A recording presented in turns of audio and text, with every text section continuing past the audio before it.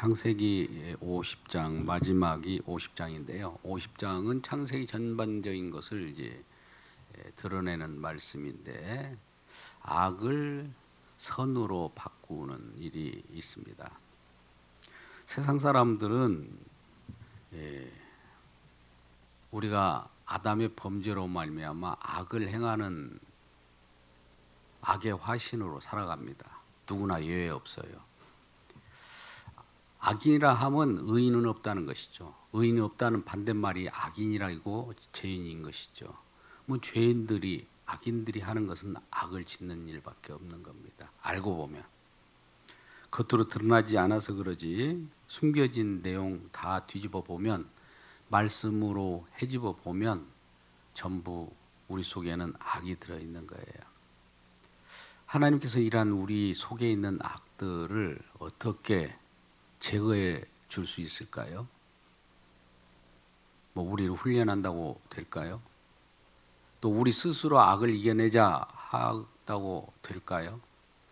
악을 이겨낼 수 있다고 생각하는 분, 죄를 이겨낼 수 있다고 생각하는 분들이 생겨나기 시작합니다. 이제 일명 종교죠. 종교가 여러 종교가 있어서 우리의 악, 죄 문제를 해결하려고 부단히 노력합니다. 출발이 인간들이 시작하는 것이죠.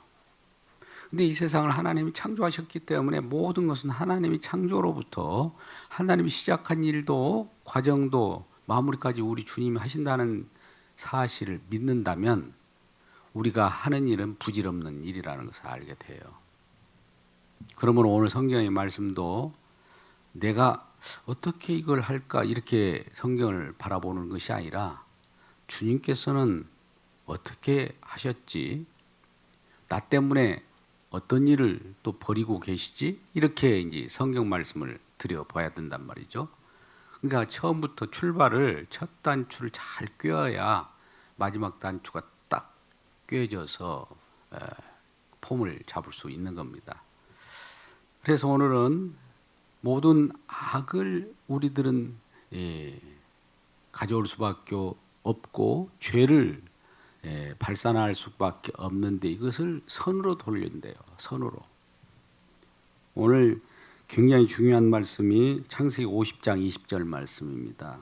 항상 묵상하시기 바랍니다. 당신들을 나를 해하려 하였으나 즉 세상 사람들은 나를 해하려 하였으나 하나님이 그것을 선으로 바꾸사 오늘과 같이 많은 백성의 생명을 구원하게 하시려 하셨나니. 지금 요셉을 통해서 하나님 말씀하시고자 하는 것은 궁극적으로 요셉을 증언하려고 하는 것이 아니라 요셉을 통해서 말씀하시고자 하는 것은 장차 우리 주님이 하실 일을 말씀하고자 하는 겁니다. 나중에 알고 보면 우리 주님이 하신 일이었어요. 요셉이 누구입니까? 애굽의 총리.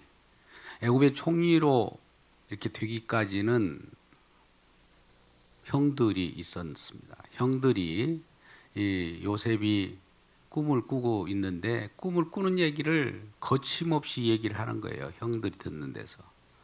꿈을 꾼다는 것은 하늘 세계에 대한 것을 보여준 거예요. 많은 형제들이 자기에게 절을 하고 볕단이 자기에게 넘어지고 절을 하는 그런 모습들을 얘기하니까 이 야곱은 그 꿈의 내용을 유심히 들여다보고 특별히 하늘의 꿈을 꾼 이 요셉에 대해서 편애를 합니다. 편애를 한다는 것은 형제들 입장에서는 기분이 안 좋잖아요. 시기심을 발동하게 되죠. 그럼 형들이 이 요셉을 가만히 두겠습니까? 커가는 과정 속에 이를 어떻게 처리할 것인가 모의하고 죽일 방도를 갖게 되는 것이죠. 이제 죽이려고 하다가 웅덩이에도 빠쳐보고 근데 또 살아나오니까 아니다. 이렇게 웅덩이에 빠쳐 죽일 일이 아니라 지나가는 미디안 상인들이 지나가기 때문에 이게 팔아서 또 우리가 우리 유익을 구하고 이 요셉을 팔아버림으로써 우리가 우리로부터 벗어나게 하면 우리 속에 있는 골칫거리는 없어지지 않느냐 해서 요셉을 팔아버리게 되죠. 요셉이 어디로 팔려갑니까? 미디안 상인들을 통해서. 상인들이라 하면 무역을 하는 자들이 아닙니까? 그래서 애굽으로 내려가는 그런 상인들에게 팔았기 때문에 애굽에 끌려가는 거예요. 그래서 가서 하는 생활이라는 건 뭡니까? 노예예요, 노예. 노예 생활입니다. 노예 생활 속에서도 뭔가 조금 특별하다 싶어서 이제 바로 왕이 조금 관심을 갖고 있는 겁니다. 노예가 점점 성장함으로 인해서 자기 능력을 발휘하고 그렇기 때문에 그를 이제 아마 큰 시대 대장에 또 거기에서 쓰일 수 있는 그런 일꾼으로 발탁을 하게 됩니다. 보디발의 장군의 이제 그 휘하에서 일을 하게 되고 또 거기에서 여러 요소들이 발생합니다. 한마디로 2명을 써서 또 쫓겨나게 되죠. 이런 이 노예로 팔려가는 것도 또 버림받은 것도 힘든 삶인데 거기에서 노예 생활하는 것도 또 힘을 사는 건데 누명까지 씌움을 받는단 말이죠. 그래서 우여곡절 그래 이리저리 해서 결과적으로 어떤지 꿈대로 이루어지는 내용대로 이 당시는 이제 하늘의 계시나 또 하나님의 말씀은 꿈으로도 계시된 시절이기 때문에 꿈을 중시했습니다. 오늘날 꿈을 중시하는 것하고는 달라요. 그대로 이제 발탁을 해서 총리로 세웁니다. 노예에서 총리까지 되기까지 험난한 세월을 살게 해요. 근데 성경 기자는 이것을 뭐라고 하냐면 형통하였더라 그러는 거예요. 자, 형통이라는 그 속에는 뭐가 들어있냐면 험난한 생활도 들어있고요. 험난함에서 벗어나서 총리가 되는 것까지 이걸 형통이라고 합니다. 근데 우리는 열매만 딱 따먹는 그 총리만 되는 것을 형통이라고 생각하잖아요. 성경에서는 그렇게 말하지 않습니다. 험난한 생활까지 포함해서 형통이라고 이렇게 표현해요. 야곱도 그러한 삶을 살았고 야곱에게 총애를 받은 요셉도 그와 같이 아버지의 총애를 받으면 이와 같이 세상 속에서 버림을 받는 것 같습니다. 장차 아버지 하나님으로부터 가장 내 아들이라 내 사랑하는 아들이라 내 기뻐한 자라고 이렇게 총애를 받듯이 예수님이 이 땅에 내려올 때 아버지께서 성령에 의해서 하늘에 소리 나는 음성이 들려서 그렇게 말씀하지 않습니까? 그러면 세상 사람들 그 좋아하지 않아요. 세상 사람이라는 것은 마귀의 조종을 받은 거예요. 마귀들이 가만히 있질 않아요. 그를 어떻게든 팔든지 시기하든지 노예로 끌려가게 하든지 또 아까 같이 누명을 씌웁니다. 누명까지 씌우는 얘기예요. 그럼 예수님도 이 땅에 오셔서 그와 같은 일을 전체를 밟았지 않습니까? 하나님은 말씀은 계시의 말씀이에요. 계시는 예수 그리스도를 증언하는 거예요. 예수 그리스도로 계시됐다니까 이 요셉의 말씀이 예수님의 말씀이라 이 말이에요. 예수님에 대한 얘기예요. 그러니까 요셉이 그와 같이 총리가 됐을 때 국무총리가 됐다는 것은 우리가 대단하다. 나중에 장차 심판주로 우리의 주와 그리스도로 세우는 것과 같은 거예요.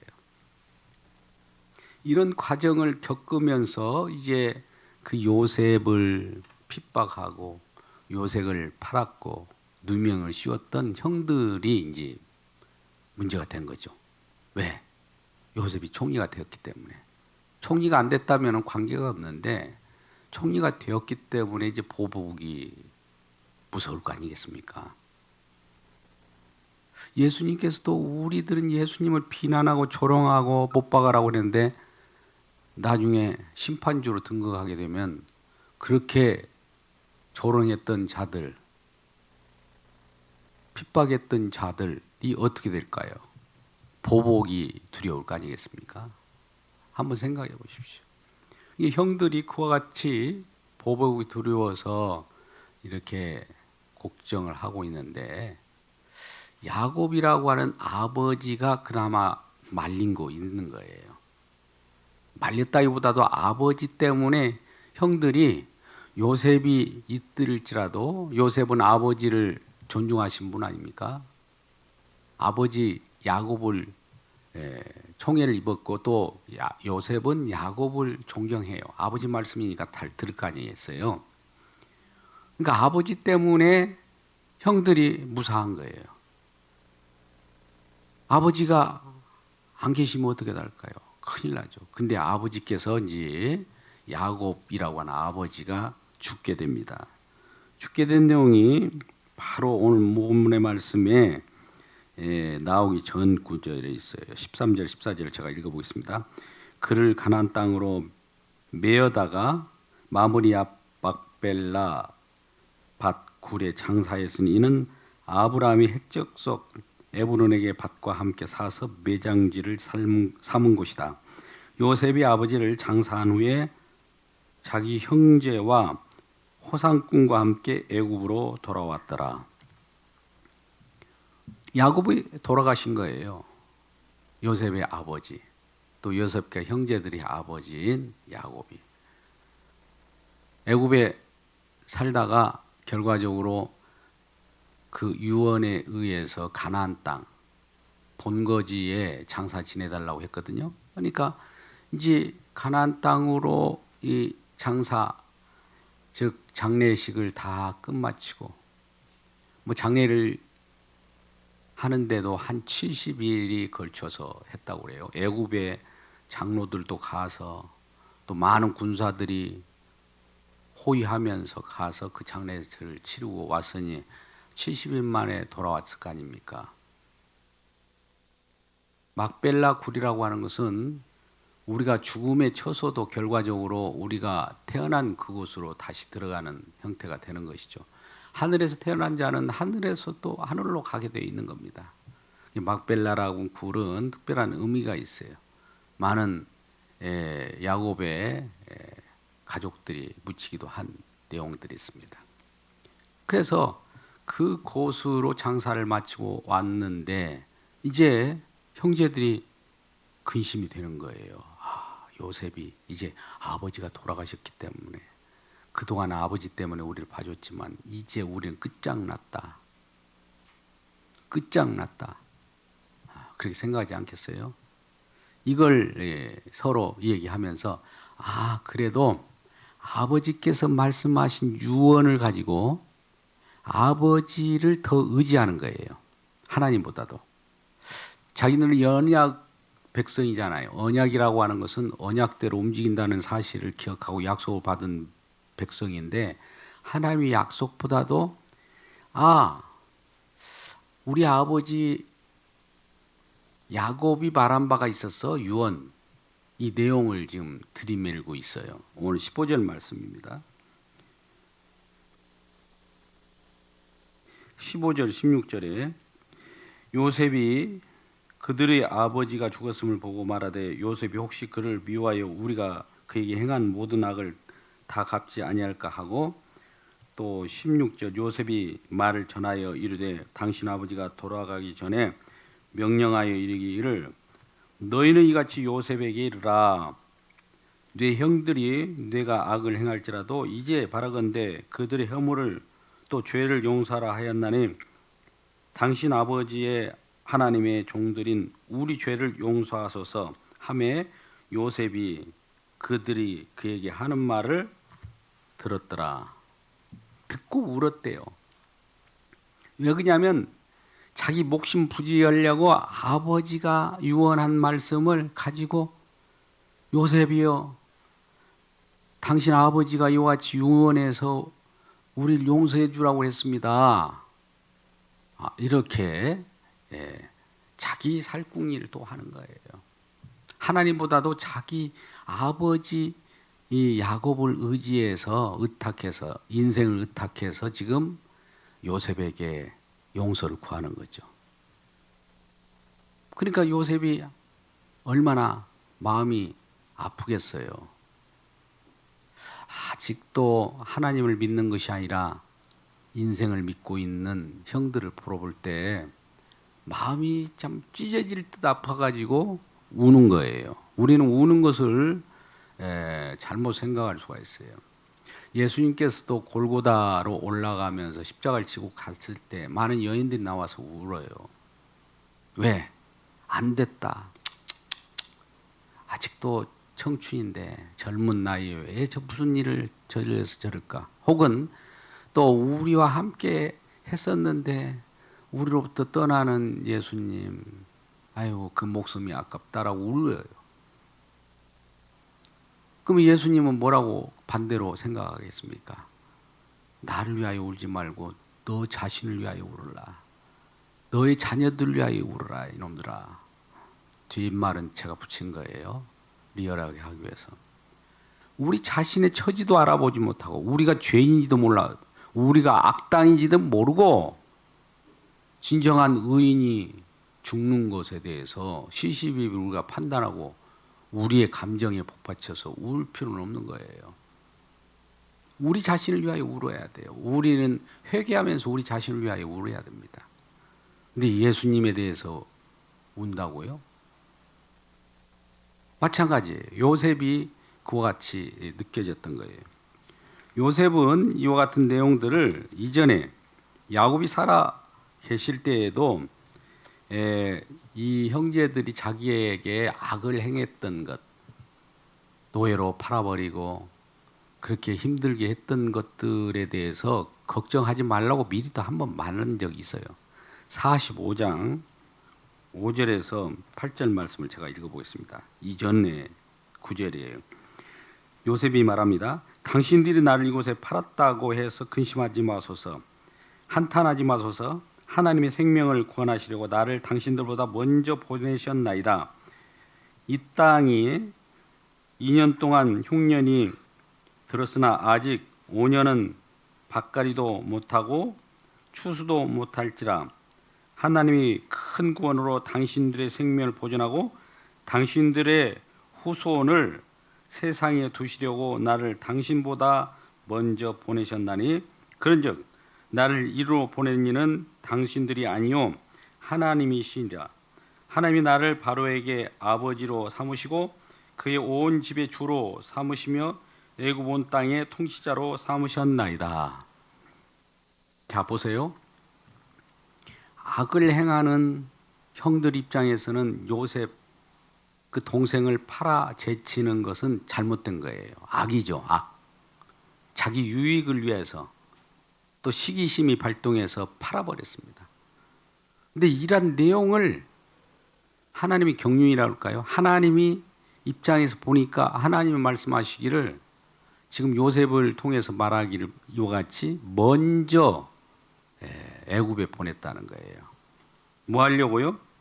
애굽에 보낸 이유는 하나님이 생명을 구원하시려고 나를 당신들보다 먼저 보냈대요. 요셉을 형들이여 당신보다 나를 하나님이 애굽에 먼저 보내는 것이에요. 보내는 방식은 그냥 순수하게 그냥 잘 다녀오세요.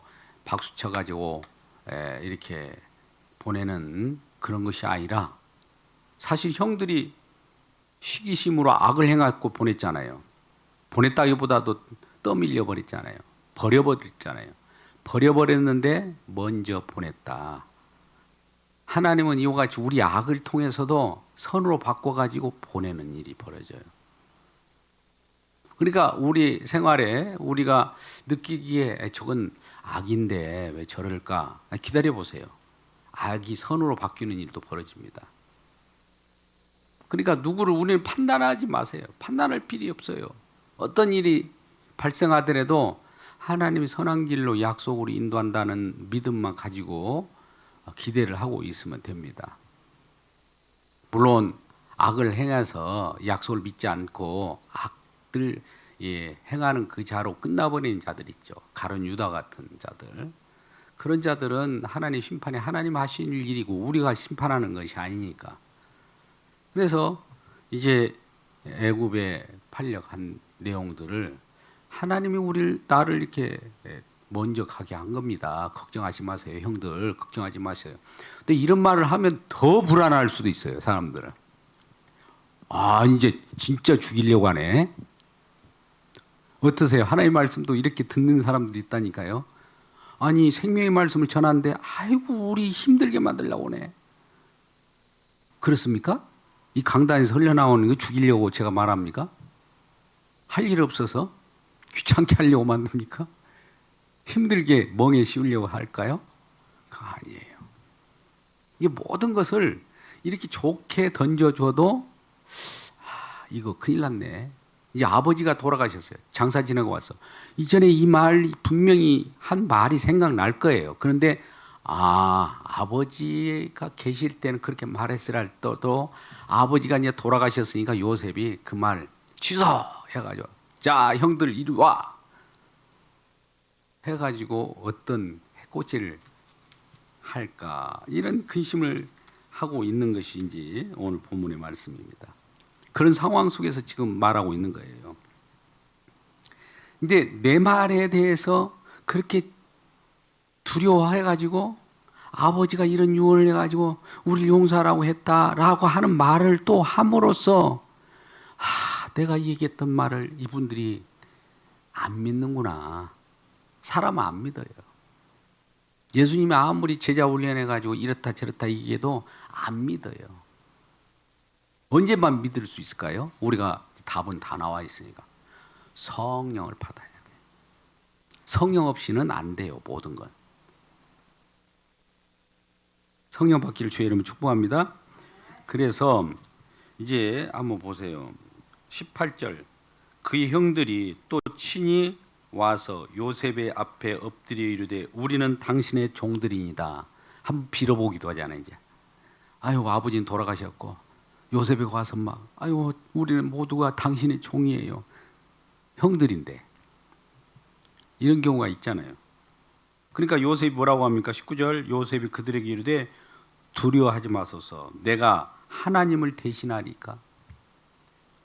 두려워하지 마요. 내가 하나님이 용서한 것처럼 내가 진짜 하나님이 되는 것일까요?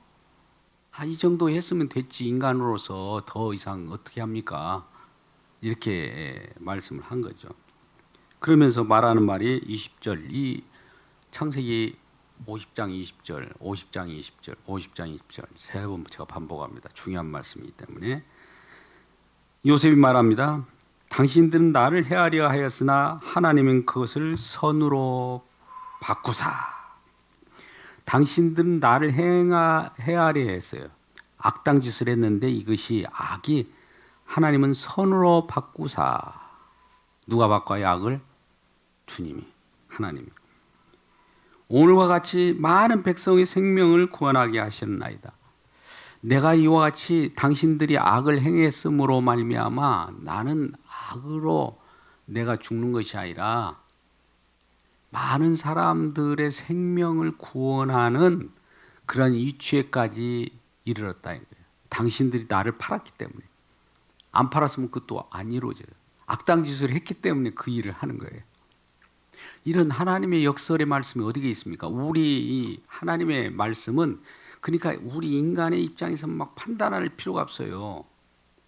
다 이건 뭐 악이면 악이다. 이건 선이면 선이다. 이렇게 우리를 구별해 보잖아요. 근데 우리 주님은 악과 선을 활용하십니다. 적절하게. 그래서 악을 선으로, 뭐 선은 선으로 이렇게 하기도 합니다. 그러면서 당신들은 두려워하지 마세요. 두려워하지 마. 왜 그렇게 왜 내 앞에서 무릎 꿇고 난리야. 용서해 달라고 그래. 일어나. 왜 이래? 이러는 거예요. 안심을 더 주는 거예요. 안심을 더 주면 더 우리는 더 어떨까요? 더 주면 또 난리치죠. 내가 당신들과 당신들의 자녀를 기르리이다 하고 그들을 간곡히 말로 위로하였더라. 간곡하게 그러지 마세요. 위로하고 위로일지만 하는 모습을 봅니다. 이 내용을 가지고 일단 이 말씀이 이제 우리 주님의 말씀이니까 주님께로 한번 가지고 와보도록 하죠. 주님은 이 세상에 오셨어요. 오자마자 빛이 이 땅에 오셨는데 그의 백성들이 환영하지 않았습니다. 그를 멸시천대했어요. 자기에게 유리할 때는 내 형제 이렇게 했을 수도 있어요. 자기의 도움이 안 된다고 해가지고 팔아버립니다. 누구에게 팔았을까요? 로마 세상, 또 종교꾼들 판 거예요. 팔려갔어요. 근데 그가 팔려가서 결과적으로 이제 야곱이 요셉이 죽었다는 전가를 받잖아요. 이전에 야곱이 요셉이 죽었다는 전가를 받았을 때는 이미 죽은 자로 알고 있어요. 야곱은 아버지 입장에서는.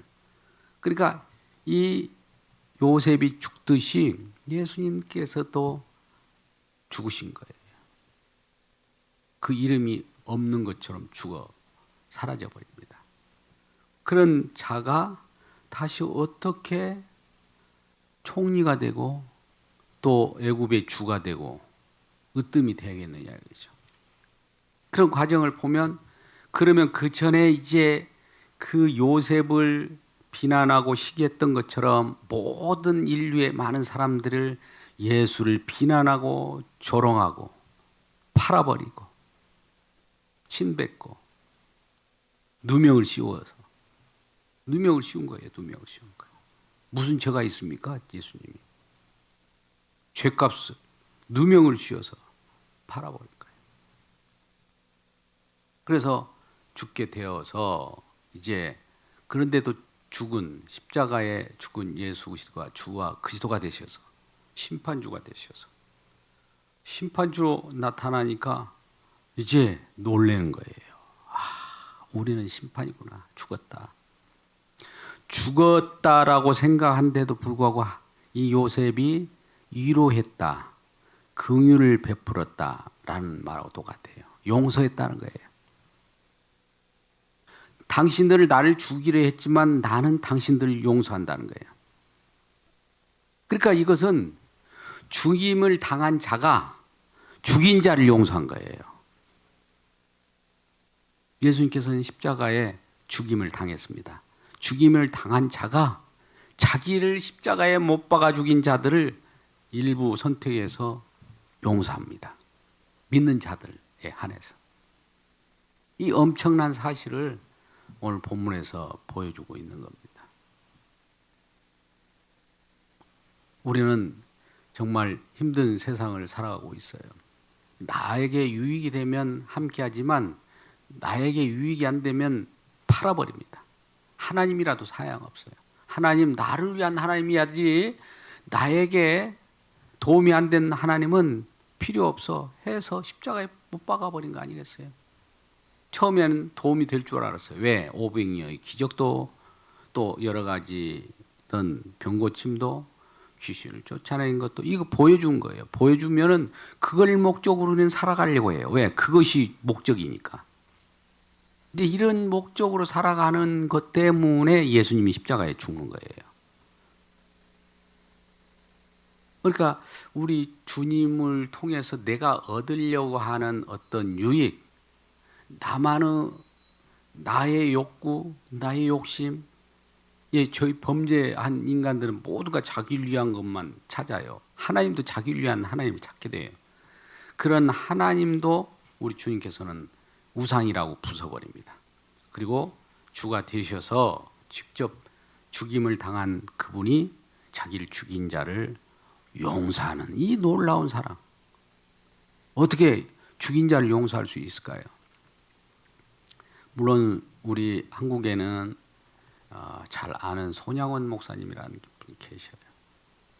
손양원 일대기를 저도 여러 번 읽었고 이전에 여기 와서 말씀을 전개했던 김양주 교수라는 분이 그걸 말씀을 그 손동희 권사님에게 말을 저는 다 들어서 책을 이렇게 많은 분들에게 출판해서 전달하기도 했습니다만 그 내용들 보면 어떻게 자기를 이제 자기라고 보다도 아들을 해했던 자들을 용서하는 내용들이죠. 용서한 내용, 용서받은, 그러니까 아들을 해했던 자가 나중에 회심을 해서 또 목사님이 돼요. 즉, 그 아들을 죽인 자, 아들을 죽게 만든 자를 죽었던, 죽임을 당한 입장에서 그를 용서한 거예요. 이 엄청난 내용 아닙니까? 본보기라고 할 수 있는 겁니다. 예수 그리스도를 증언하는 내용이죠.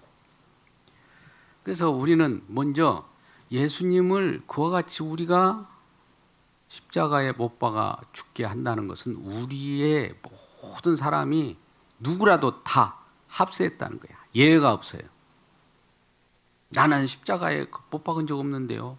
그 당시 나는 태어나지도 않았는데. 아니에요. 아담 안에 모든 자는 하나예요. 하나. 뭐 이게 악을 또 죄를 범함으로 죄를 지어서 죄로 예수 그리스도를 죽였지만 예수님은 그걸 선으로 돌렸다 이거예요. 누구에게만? 자기를 사랑하는 자에게만. 아무나 선으로 돌리지 않습니다. 한쪽 편에는 심판받아야 할 자들이 있고 한쪽 편에는 긍휼을 베풀어서 구원받아야 할 자들이 있어요. 긍휼을 베풀어서 위로를 받아야 할 자들에게는 선을 베풀어서 악을 선으로 돌려주지만 악을 악으로 그대로 심판해버리는 자들도 있어요. 두 가지를 쫙 나누는 것이 우리 주님께서 심판주로 나오는 내용이에요. 지금도 우리 주님은 심판을 한다고 하죠. 심판이 이미 이루어졌다고도 하고 그것이 마지막에 확인하는 길은 재림주로 오셔서 그걸 확인합니다. 재림주를 믿는 것보다도 재림주는 확인하러 오시는 분이에요. 그 전에 우리는 그 전에 믿어야 돼요. 우리 주님께서 이와 같이 우리를 위하여 나는 주님을 죽였지만 주님은 우리를 용서했구나. 이것을 기억하며 나는 죄인 맞소입니다. 주님을 죽인 장본인입니다. 이렇게 고백할 때 우리 주님께서 용서하시면서 괜찮아, 위로하고 또 오늘 본문의 마지막 구절에 보면 자녀들이 탄생했을 거 아닙니까? 자녀들을 내가 기르겠다고 해요. 자녀들 기르겠다고 한 거가 아까 제가 45장에서 잠깐 읽었던 내용이 나오는데요. 이런 내용이 나와요. 7절에 하나님이 큰 권으로 당신들의 생명을 보존하고 당신들의 후손을 세상에 두시려고 나를 당신들보다 먼저 보내셨나이다. 당신들뿐만 아니라 당신 자녀, 당신 후손들도 위함이라는 거예요. 그러니까 우리가 오고 오는 앞으로 후손들에게도 우리 자손들이라도 우리가 주님께 회개하고 나오면 우리 자손들도 그렇게 해 주겠다고 하는 약속입니다. 이런 약속을 믿고 하나님의 그 사랑, 긍휼의 사랑, 죽음을 당한 자가 우리를 용서한다는 이 사실을 우리가 마음 속에 깊이 간직하고 우리 주님을 날마다 영화롭게 하는 우리 모두가 되기를 주님의 이름으로 축복합니다.